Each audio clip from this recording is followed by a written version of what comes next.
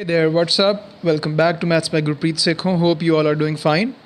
We've been doing quadratic equations of 10th class. This is 4th chapter and we have successfully discussed how to find the roots of a quadratic equation with middle term splitting. The method that we are going to discuss in today's video is method of completing the squares. How we can find the roots of a quadratic equation by method of completing the squares. We'll understand this method step by step and with the help of an example. The very first quadratic equation that is given, that is 3x square minus 5x plus 2 is equals to 0. We have to find the roots of this quadratic equation with the help of completion of square method, right? Firstly, we'll do the method, we'll study it step by step. Firstly, you have to make the coefficient of x square 1, right? If you want to make the coefficient of x square 1, then you have to take 3 as a common factor, right? So x square minus 5 upon 3x plus 2 upon 3 is equals to 0. We have done the first step. Okay, so every time when you are about to apply the method of completing square, just keep this thing in mind that the coefficient of x square should be 1. In your book they have written that if it's not a perfect square, make it a perfect square, or we can do either way, but I would really suggest you that just follow a consistent method so that you will not face any difficulty while attempting this method in exam, because most of the students find it a bit complicated. Now the second step is to find minus half of coefficient of x square. You have to find this half of coefficient of x. Now what is the coefficient of x? That is minus of 5 by 3, and we have to multiply 1 upon 2 as well. 1 upon 2 multiply 5 upon 3, that is minus 5 upon 3, but as you know the bracket is squared, so that is why minus will become plus. You will get 1 upon 2 5 upon 3 whole square. This is the first step, this is the second step. Now you have got a term, you have to add and subtract this term in the given quadratic equation. Why we are adding and subtracting the same term? Because that will not make any difference to the original equation.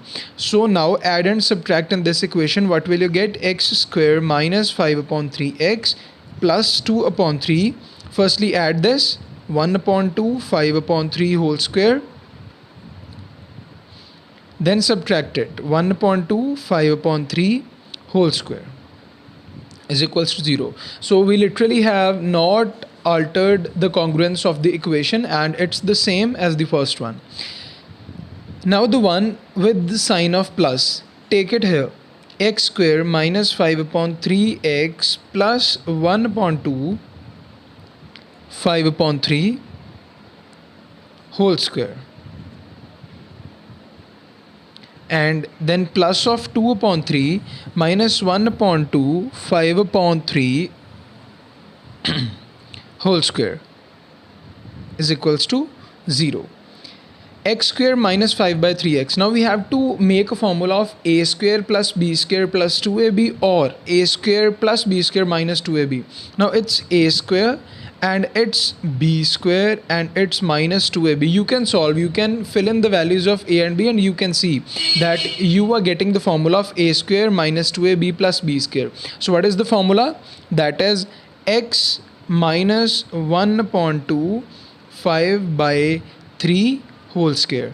This was our b, this is our a. So a minus b raised to power square whole square, and now you can solve it. 2 upon 3 minus 1 upon 2 square, that is 1 upon 4, and 25 upon 9 is equals to 0. X minus 1 upon 2 5 upon 3 whole square, and now you have to solve this. This will become 2 upon 3 minus 25 upon 36, right? Now solve it. X minus 1 upon 2 5 upon 3 whole square plus the LCM will be 36 and 12 2s are 24 minus 25, that is minus 1. Minus 1 upon 36 is equals to 0, or x minus 1 upon 2 5 upon 3 whole square minus 1 upon 36 is equals to 0. Now what we have to find? We have to solve the equation. It means we have to find the value of x. So x minus 1 upon 2, 5 upon 3 whole square will be equal to 1 upon 36. Now the square will become square root on the other side, right? So what will you get? X minus 1 upon 2, 5 upon 3 is equals to plus minus 1 upon 6.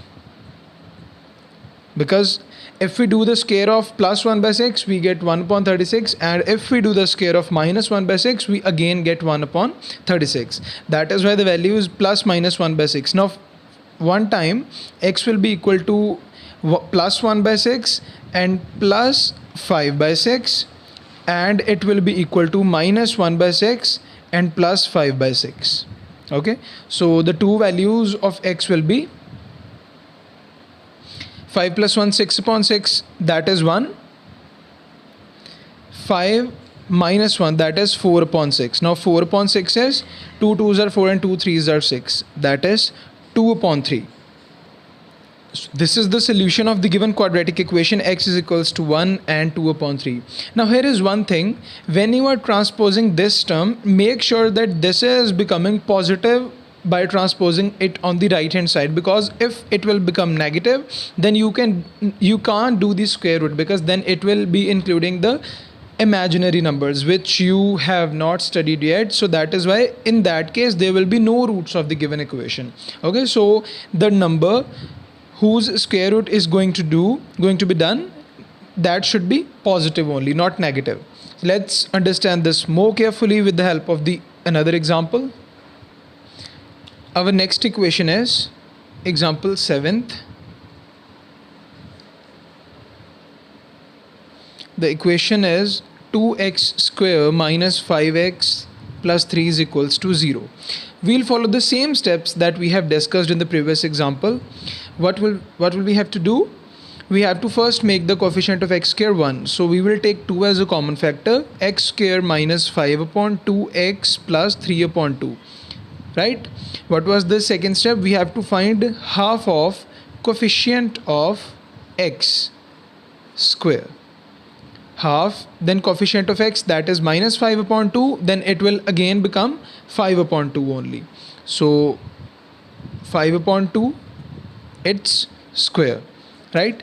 Now we have to add and subtract this term in the equation, in the original equation. What will you get? X square minus 5 by 2 upon x plus 3 by 2 plus 1 upon 2, 5 by 2 square, and minus 1 upon 2, 5 by 2 square is equals to 0. Now we will take the term, that is plus term, on this hand side. X square plus 1 upon 2, 5 upon 2 whole square minus 5 upon 2x, then plus 3 by 2 minus 1 upon 2, 5 upon 2 whole square. Now this is of the form a square plus b square minus 2ab. Okay, this is 2ab, because 2 multiply what is a, that is x, what is b, that is 1 upon 2, 5 by 2, then 2 will be cancelled and you will only get 5 upon 2x. That is why I am considering it as 2ab, and it is 2ab. You can check. It is becoming the identity of a minus b whole square. It means x minus 5 upon 4 whole square, because 5 upon 2 multiplied to that is 5 upon 4 plus 3 by 2. Solve this simultaneously. 5 by 4 square is equals to 0. Now we have to solve this thing. X minus 5 by 4 whole square plus 3 by 2 minus 25 upon 16. Right? By taking LCM, we will be solving it. Plus 16, then 8 3s are 24 minus 25 is equals to 0. What will you get? X minus 5 upon 4 square plus minus 1 upon 16 is equals to 0, or it will become minus 1 upon 16. Now let's transpose that to the right hand side. X minus 5 upon 4 square minus 1 upon 16. After transposing, what will we get? X minus 5 upon 4 whole square is equals to 1 upon 16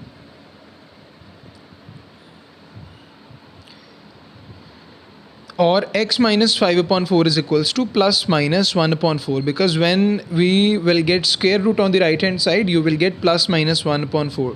Firstly, take the positive value, that is 1 by 4 and plus 5 by 4, and then take the negative value, minus 1 by 4 and plus 5 by 4. What will you get? 5 plus 1, 6 upon 4 and 4 upon 4. 6 upon 4, that is 2 3s are 6, 2 2s are 4, 3 upon 2 and 1. So these two are the roots of the given quadratic equation, which we have found using which method? Completion of squares method. Let's do the next example of the same method so that concepts will get more clear. This is our 8th example. And before proceeding with the 8th example, I would like to say, actually it's needless to say that if you want to check your answer, you can put the roots that you have found in the equation, in the original equation, and then you can see whether the equation is becoming equal to 0 or not. If it's becoming equal to 0, then your roots are right. Otherwise, you have to recheck your sum. Okay. So firstly, we can take a common factor from this. Automatically we are going to make the coefficient of x square as 1, but firstly we can take 5 as a common factor. You will get 5x square minus 6x minus 2, right? Now take 5 as a common factor again, because we want to make the coefficient of x square as 1. X square minus 6 upon 5x minus 2 upon 5 is equals to 0. In your book they have used another method of completing the squares, that if the coefficient of x square is a complete square, then we can make the equation a complete square easily. But the thing is, I would really like to say that stick to only one method, because you can practice that one method completely, and very interestingly you will be able to apply that. So don't just get puzzled and don't try multiple methods. Okay, that's why I am following the same method that we have just discussed in the previous examples. Now what we have to find? 1 by 2 coefficient of x square, that is 1 by 2 6 upon 5. Again, minus 6 upon 5 was the coefficient, but it's having square, so it will become positive only. Okay, now add and subtract the term. Minus 6 upon 5x minus 2 upon 5 minus 1 upon 2 6 upon 5 square plus 1 upon 2 6 upon 5 whole square. Correct? Take the term with the addition sign. Minus 6 upon 5x plus 1 upon 2 6 upon 5 whole square minus 2 upon 5 minus 1 upon 2 then 6 upon 5 whole square is equals to 0. Now a square minus 2ab plus b square, it means a minus b whole square. It is becoming the identity a minus b whole square, right? Then minus 2 upon 5 minus, solve it a bit, 6 upon 10 square is equals to 0. What will you get? Solve it a bit, x minus 6 upon 10 whole square, then minus 2 upon 5 minus 36 upon 100 is equals to 0. X minus 6 upon 10, then the LCM will be 100 only. You will get 22s are 40 minus 36 upon 100 is equals to 0. You will get x minus 6 upon 10 minus 4 upon 100 is equals to 0. Here it's square. So this is what you get. Actually minus 40 minus 30, that is minus of 76, not 4, because we have not taken minus as the common factor. What will you get? X square minus 6 upon 10 whole square will be equal to 76 upon 100. Okay, now take the square root. X minus 6 upon 10 is equals to root 76 upon 10 plus minus, because 100 root is 10. Now you can take the factors of 76, that is 2 3s are 6 and 2 8s are 16, 2 90s are 38 and 19 1s are 19. So 2 root 19 we can write plus minus 2 under root 19 divided by 10, or we can write plus minus under root 19 by 5. Okay, so firstly x will be equal to root 19 upon 5 plus 6 upon 10, then minus root 19 upon 5 plus 6 upon 10. Okay, so x will be equal to upon 10, then 2 root 19 plus of 6, then minus 2 root 19 plus 6 upon 10. X is equals to, now you can take 2 as a common factor, you will get root 19 plus 3 upon 5, because when you will take 2 as a common factor, then 10 will be divided by 2, you will get 5, and here minus 19 plus 3 upon 5. Okay, so sometimes you cannot find the number whose perfect square is existing, like 76, and then in that case you have to do like this. And don't worry if there is under root involved in your roots, it might be the roots. You can verify by substituting these roots in the equation again, and these will be your roots. Okay, so let's move to the next example, and in that example you will not be able to find the roots. This is example number 9th, and the equation given is 4x square plus 3x plus 5 is equals to 0. We have to find the roots again by the method of completing the squares. Make the coefficient of x square as 1. X square plus 3 upon 4x plus 5 upon 4, right, is equals to 0. Now take half of coefficient of x square, that is 1 upon 2, 3 upon 4, then square. Now add and subtract this term from the given equation. Now here is one more thing, don't get confused and add and subtract the term from this equation. You have to add and subtract it from that equation from which we have taken 4 as a common factor, and you have made the coefficient of x square 1.